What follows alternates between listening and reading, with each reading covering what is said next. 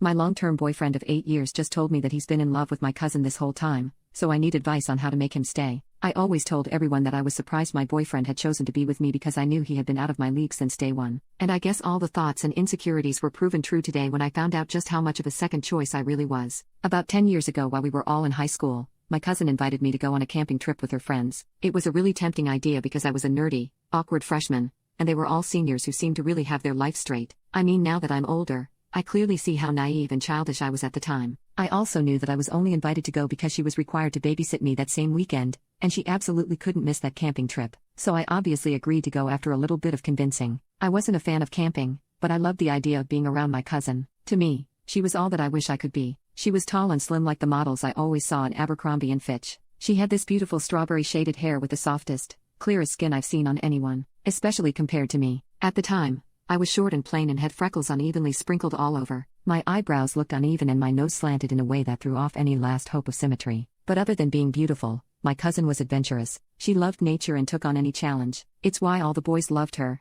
including my boyfriend. He was more like a friend of a friend at the time and apparently joined the trip to try to confess to my cousin. However, things didn't work out very well. Before he could muster up the courage to ask her out, my sister announced by the campfire that she started dating her best friend, who I'll call Max for the sake of this post. Max had always acted like my cousin's knight in shining armor. He had stood up and protected her on several occasions, and I knew my cousin had strong feelings for him for quite a while. So my boyfriend missed his chance and kept quiet. Later in the night, while all the other seniors were finally all asleep, I snuck out to grab one last can of soda from the cooler. Before I could pull my hand away, my boyfriend stopped me from taking a drink from the cooler, saying that everything there had alcohol. I remember just staring at him after mumbling a stupid "oh." He invited me over to sit by the campfire, and we kind of talked for a while. Since I wasn't someone who clearly belonged there, he told me how he felt like he could easily open up to me about his broken heart and regret. I felt bad for him, but also honestly felt a bit uncomfortable around him. I wasn't exactly the best person to rely on when it came to giving advice or being a beacon of empathy. Basically, at this point, there were no romantic feelings involved. We just passed time together. When we met 4 years later,